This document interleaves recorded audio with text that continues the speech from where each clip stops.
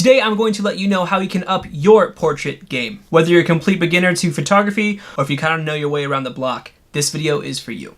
Really, dude? You're vlogging? Yes!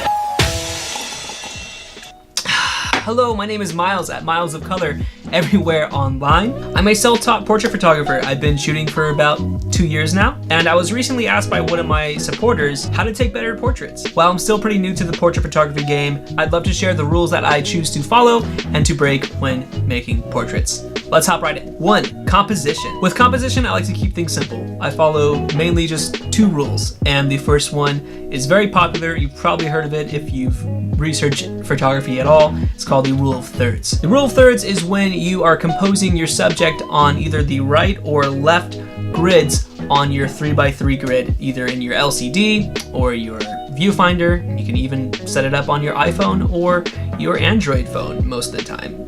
If you want to up your, iPhone bangers.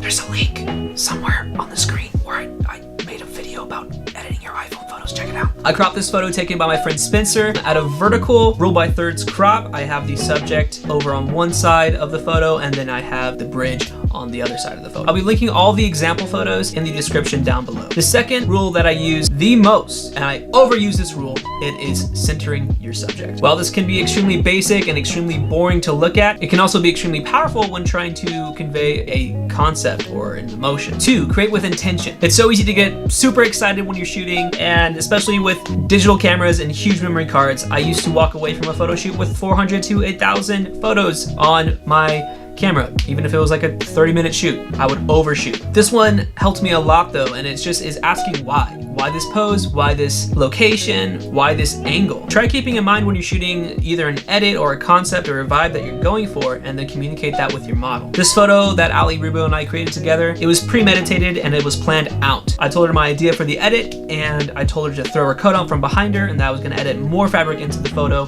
by using that bit that she was throwing. And by communicating that with her, we were able to achieve a really awesome photo, in my opinion. 3, what's your angle, bro? It's really important that you know the effect that shooting from low, high, or straight on has on your photos. Shooting from lower angles, it really empowers and gives your subject authority. We're forced to look up at them. Shooting from higher angles creates a sense of vulnerability and forces perspective on your subject.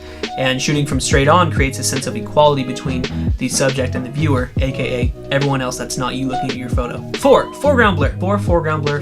That's not easy to say. Using a foreground blur creates a sense of depth and adds dimension to your photos. Ways to create foreground blur include a model holding their hand out towards the lens, or holding like a prism or lights or flowers or something in front of the lens. Shooting through a doorway or windows even. 5, separate your subject from the background. Speaking of adding dimension to your photos, when you're walking around and you see a really cool background, maybe it's like, a backdrop of flowers or a really cool building or something, have your model stand in front of that and then have them walk like 5 to 10 to 20 steps out away from that background. It creates a really nice sense of depth, and it maximizes the focus and attention on your subject. If you're into that sort of thing, it really helps. 6, communicate, and guess. Everyone say it with me. 3, 2, communicate. You're right, communicate. This means setting clear expectations for your model, whether it's the concept, the mood, the vibe, whatever. You have to set them up for success by communicating that with them. Also, always make sure that they're comfortable. You might be saying, Miles, well, how do I make sure that they're comfortable? Like, they look fine, they look comfortable. No, you can do this by starting the session off by just simply starting small talk, getting coffee with them, asking them like what's up, like what's their favorite color, what's going on in their life, like a story about them. Get to know them, and then tell them about you too. So there's like a sense of you want to be friends with them in a way, During the shoot, ask them if they need anything, give them breaks, ask them how they're doing, ask for suggestions on how they could, you can make the shot better together. Did I say give them breaks? Because give them breaks and food. Feed the models, all right? Hashtag feed the models. A note to models, if you feel uncomfortable, you have to, you don't have to, but you should tell the photographer. I know it's scary, it's embarrassing, I know you don't want to let them down possibly, but please communicate if you feel uncomfortable. It's important that both parties communicate so that no one feels uncomfortable or taken advantage of. Photographers, just because a model is shooting implied with you doesn't mean they're comfortable being naked in front of you. Don't make remarks about their body, don't touch their body. 7, straight horizons. This one.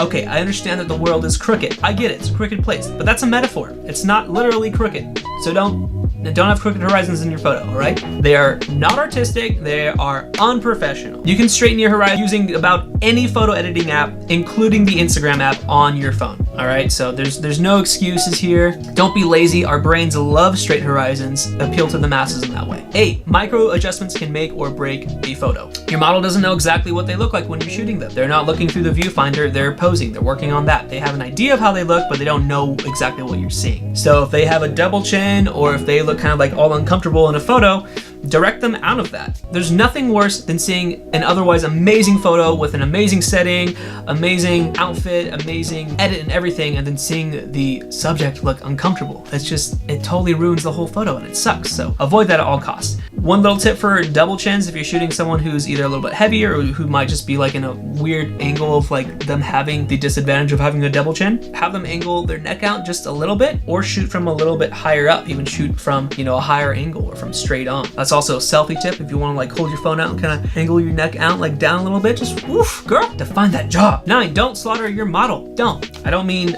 murder them on a photo shoot. I mean don't crop their hands or don't crop anything that kind of bends or limbs out of the photo. Here's a great example of a photo that I definitely slaughtered my model in. I can't believe that I cropped her hand out of this photo. It looks really weird. A viewer of this photo might be wondering, does she have the other hand? Is she handicapped in some way? Where did her other hand go? Don't confuse your audience by cropping at limbs, okay? Just don't waste your time. Don't do that. It's pretty easy, and it's a rookie mistake, so good on you, Miles. 10, keep it simple and have fun. Whether you're an amateur or professional, it's important that you're having fun. Sometimes you have to keep things simple, hence why I tend to center my photos like 95% of the time. Just remember that the photo shoot will only go as well as your attitude allows it to. I hope these tips were helpful. Let me know your favorites in the comments down below, or if you have any other additional tips that you'd like to add on, anything big that I missed out on, or any suggestions, please leave those in the comments as well. If you enjoyed this video and if you liked it, like the video and subscribe to this channel for weekly tutorials and occasional vlogs. My name is Miles at Miles of Color. Have an amazing day. Bye. Go tell your friends about it. Go tell your friends about it.